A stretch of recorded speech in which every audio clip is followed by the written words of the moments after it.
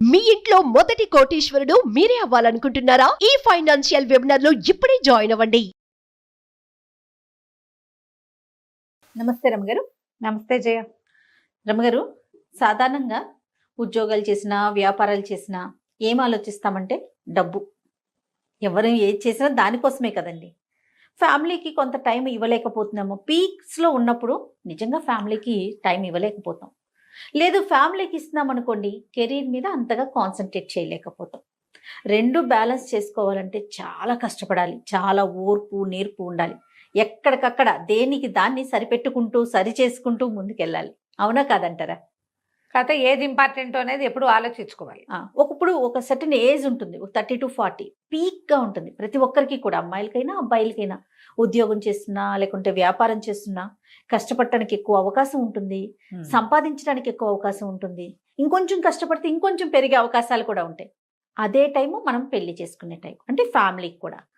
దీన్ని బ్యాలెన్స్ చేయాలా, దాన్ని బ్యాలెన్స్ చేయాలా, భలే ఇబ్బంది పడిపోతూ ఉంటారండి కెరీర్లో ముందుకెళ్లే వాళ్ళు. ఒక్కోసారి అది క్లిక్ అవుతుంది, ఒకసారి ఇది క్లిక్ అవుతుంది. అవును అవును, అందరికీ ఒకటే క్లిక్ అవుతుందని అసలు చెప్పలేము మనం. అస్సలు చెప్పలేమండి. చెప్పలేము. Family సపోర్ట్ దాని మీద కావాలి. కాన్సన్ట్రేట్ చేయి అన్నామా ఇది తన్నేస్తుంది. కెరీరే ఇంపార్టెంట్ అంటే చివరికి లేట్ ఏజ్ లో పెళ్లిళ్ళు పిల్లలు అసలు అవి కూడా లేకపోవటం. అప్పుడేమనిపిస్తుంది, కెరీర్ ఉండి ఫ్యామిలీ లైఫ్ లేకపోతే ఉపయోగం ఏంటి అనిపిస్తుంది కదా. ఓ పాత కథ ఉంది దీని మీద. ఇదివరకటి కాలంలో ఇలాంటి కథలు ఉండేవా అని ఆశ్చర్యంగా ఉంటుంది. సరే, కథకి వెళ్లే ముందు మీ ఒపీనియన్ చెప్పండి నాకు. ఎట్లా ప్లాన్ చేసుకోవాలి? బ్యాలెన్స్. నేను చెప్పిందే చెప్తున్నారు రమ్మగారు, మీరు చెప్పండి రమ్మగారు. ఇప్పుడు కాదయ్యా, నువ్వు బ్యాలెన్స్ చెప్పి నేను ఏం అక్కర్లేదు అని ఎలా చెప్తాను? నేను కూడా బ్యాలెన్సే కాదు చెప్పాలి. ఇంకేమన్నా టిప్స్ చెప్పండి. టిప్పుకే ఉంది. మనం ఏంటంటే ఒక ప్రైమ్ టైంలో ఇది ఆ పిల్లల్ని కనాల్సిన వయసు, ఇది దాటితే మీకు ఇబ్బంది అని డాక్టర్ చెప్తే కెరీర్ నాపి పిల్లల్ని కనండి. డాక్టర్లు చెప్తారు 30 లోపల ఫస్ట్ కాన్పు అయిపోవాలి, 40 ఏళ్ళు వచ్చాక రెండో కాన్పు ఓకే, కానీ మొదటి కాన్పు బిఫోర్ 30. అసలు 25కి ముందైతే మరీ మంచిదట జయ. మనం 49 అని అదని ఎంతమంది డాక్టర్లతోటి మాట్లాడుతున్నాం. నేను మాట్లాడాను, మీరు ఎన్నో వీడియోలు చేస్తున్నారు. ప్రతి డాక్టరు చెప్పేది అదే కదా. చదువుకునేటప్పుడు కూడా చాలా మంది డాక్టర్స్, ఇవాళ రేపు నేను కొన్ని కేసులు చూసాను జయ, ఎండి చేస్తున్నారు లేడీస్, రెడ్డి డాక్టర్లు ఎండి చేస్తూ పెళ్ళయింది, పిల్లని కనేసి పిల్లని అమ్మ చేతులు పెట్టి చదువుకుంటున్నారు. తర్వాత ఇబ్బంది అని తర్వాత ఏజ్ పెరిగితే ఇబ్బంది, అందుకని పిల్లల్ని పెంచుకుంటూ చదువుకుంటున్నారు చాలా మంది. సో అట్లా ప్లాన్ చేసుకోవాలి. మగవాళ్ళు ఇప్పుడు 36 వచ్చాక పెళ్లి చేసుకుంటారంటే అప్పటికి నీకు 30 దాటిపోయిన అమ్మాయే దొరుకుతుంది. చిటి పిల్లల్ని నీకెవరు కదా. ఇప్పుడు గోల అదే కదా, 2 ఏళ్లే గ్యాప్ ఉండాలి. అబ్బాయికి 36 అయితే అమ్మాయికి 34 అంటే సంతాన సాఫల్యం ఎంత వెనక్కిపోయినట్టు. అది ఆలోచించాలా వద్దా? పెళ్లికి ఆలోచించాలిగా.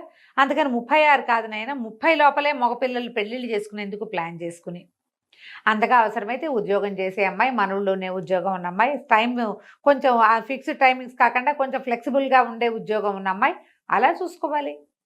ఇక ఇవాళ రేపు కొంతమంది ఏం చేస్తున్నారంటే అమ్మాయి కూడా చాలా సూపర్ ఎడ్యుకేషన్ ఉండాలనుకుంటారు.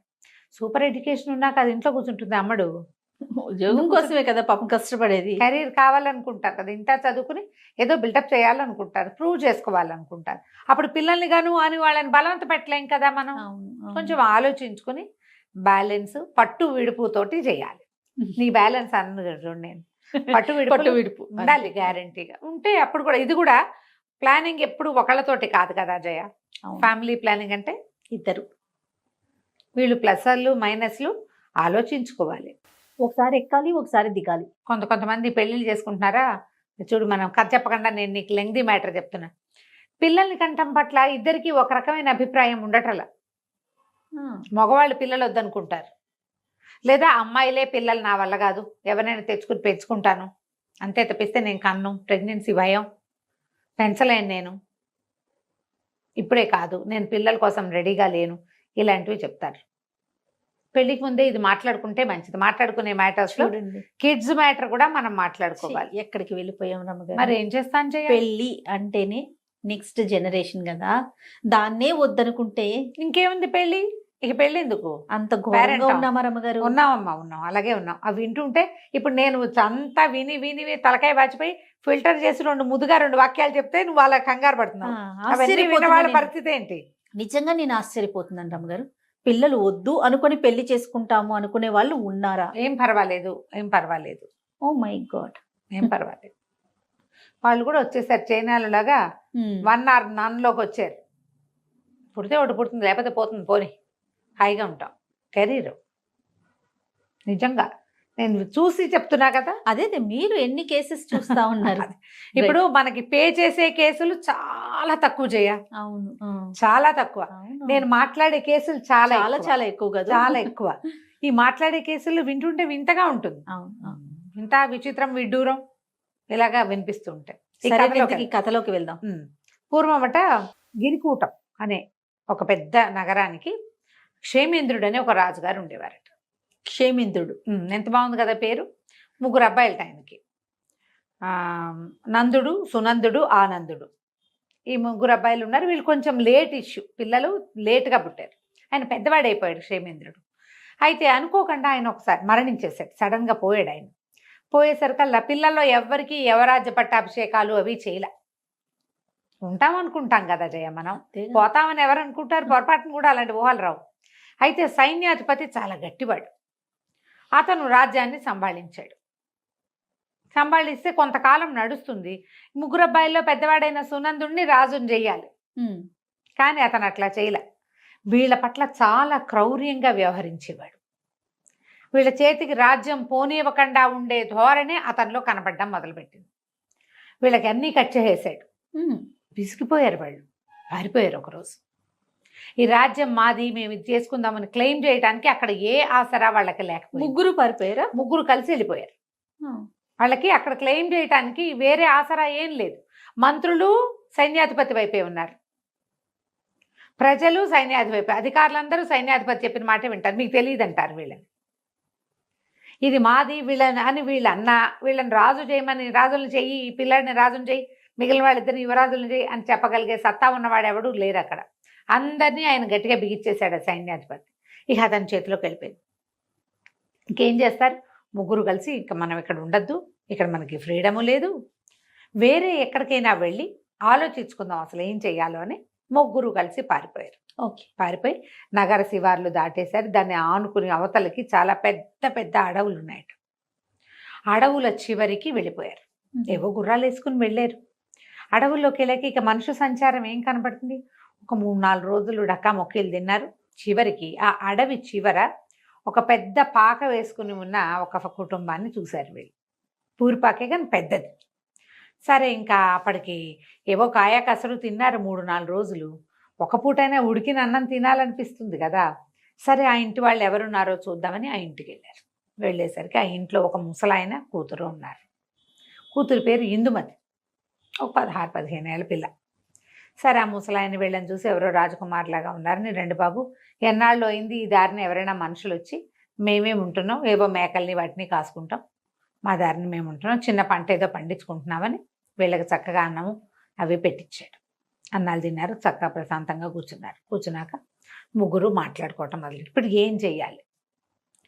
మాట్లాడుకుంటుంటే పెద్దవాడు అన్నాడు, చాలా సైన్యం కావాలరా, ఇది కంట్రోల్ చేయాలంటే వీళ్ళని మనం సైన్యాన్ని సంపాదించాలి. మొదట జనాన్ని కూడగట్టాలి. ఎంత సైన్యం ఉంటే అంత మంచిది మనకి. అప్పుడు సైన్యంతో సహా విరుచుకుపడి మన రాజ్యాన్ని మనం లాక్కోవచ్చు. బాగుంది కదా. అక్కడి నుంచి 2వ వాడు అన్నాడు, నందుడు, కాదు సైన్యం కాదు, డబ్బు కావాలి. వాళ్ళందరినీ వాడు అధికారంతో కొనేశాడు, మనం డబ్బుతో కొనాలి. డబ్బు బాగా సంపాదించుకురావాలి, డబ్బే ముఖ్యం. ఈ మొత్తం సమాజం అంతా మన చేతిలోకి రావాలంటే అడిగిన వాడికి అడగని వాడికి డబ్బుతో కొట్టేయాలి వాడిని. ఇది కూడా పాయింట్. 3వ వాడిని అడిగారు, ఏరా ఆనంద, నువ్వేం చేస్తావురా అని. ఏమో ఇంకా ఆలోచిస్తున్నాను, చెప్తాను అన్నాడు. ఆ అబ్బాయి దృష్టి వాళ్ళతో పాటు ఆ కబుర్లు వీళ్ళు మాట్లాడుకుంటుంటే ఆ మాటలు వినడానికి వచ్చి కూర్చున్న ఇందుమతి మీద ఉంది. పెద్దవాళ్ళిద్దరి దృష్టి రాజ్యం మీదే ఉంది. సరే, ఇంకా ఒక పూట గడిచాక కొత్త స్థిమితపడి 4 రోజుల నుంచి ప్రయాణం చేశారుగా. స్థిమితపడ్డాక వాళ్ళ దగ్గర నుంచి ఏదో కాస్త తినుబండారాలు ఒక 2-3 రోజులకు సరిపడా మూట కట్టుకున్నారు. అన్నదమ్ములు ఇద్దరు చెప్పారు. ఒకళ్ళు ఈశాన్యానికి, ఇంకోళ్ళు వాయవ్యానికి బయలుదేరారు. మేమిద్దరం చెరో వైపుకి వెళ్తాం. ఒకళ్ళు డబ్బులు సంపాదించుకొస్తామన్నారు, ఇంకొకళ్ళు సైన్యం తెచ్చుకుంటా ఉన్నారు. ఆనందుడు అన్నాడు, సరే మీ ఇద్దరు బయలుదేరండి, నేను ఆలోచించుకుని నా దారి నేను బయలుదేరుతాను అంటే ఆనందుడి గుర్రం ఇక్కడే విడిపోయింది. సునందుడు నందుడు చేరో గుర్రం మీద చేరో పక్కకి వెళ్ళిపోయారు.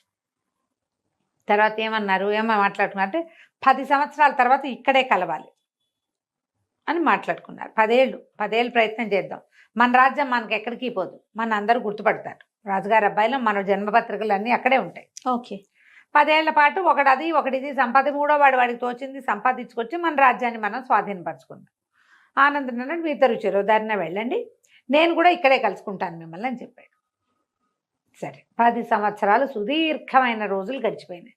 10 సంవత్సరాలు అంటే 3650 రోజులు గడవాలి, అంతే కదా సంవత్సరానికి. ఏడాదికి 365, 10 అంటే ఇంటూ 10 వేసి ఆ సున్నా దీని పక్కన చేస్తుంది కదా, 3650 రోజులు వెళ్ళిపోయారు. 10 ఏళ్ల తర్వాత ఒక రోజున పెద్ద సైన్యం, కనీసం ఒక 25,000 మంది ఉంటారు సైన్యం ఆ గుడిసె వైపుకి నడిచి వచ్చింది. ఇంకో పక్క నుంచి గాడిదలు, కంచరగాడిదలు, గుర్రాలు, లొట్టిపిట్టలతోటి ఇంకొక పెద్ద వ్యాపారస్తుల బిడారు ఇంకొక పక్క నుంచి నడిచి వచ్చింది.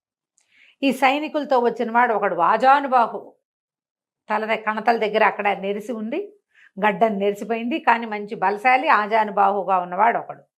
ఈ రెండో గుంపుతో బేహారీలతోటి వ్యాపారస్తుల సమూహంతో వచ్చినవాడు ఇంత బొజ్జ, స్థూలకాయం, తలకాయ నెరిసిపోయి ఉన్నవాడు రెండోవాడు. వాళ్ళిద్దరూ కలుసుకున్నారు. ఒరే నందా సునందా అని మాట్లాడుకున్నారు. ఆనందుడు ఏమయ్యాడో అంటే వాళ్ళు ఒక గుడిసె ముందు ఆగారు కదా, ఆ గుడిసె ఇది వరకు చిన్న గుడిసెగా ఉండేది, ఇప్పుడు చుట్టూతా ఇంకా 3-4 శాలలు లాంటివి వెలిసినాయి, చుట్టూతా తోట వచ్చింది, ఇద్దరు అంతంత పిల్లలు అక్కడ ఆడుకుంటున్నారు. ఇందుమతి ఇదివరకు వాళ్ళు చూశారు కదా, ఆ అమ్మాయి ఒక చంకలో ఉన్న పిల్లవాడితోటి గుమ్మం దగ్గర నిలబడింది. వీళ్ళు వీళ్ళేదో డెవలప్ అయ్యారనుకున్నారు. ఆ ఇంటి వెనక నుంచి ఆనందుడు నడిచొచ్చాడు ముందుకి. ఆశ్చర్యపోయారు వాళ్ళు.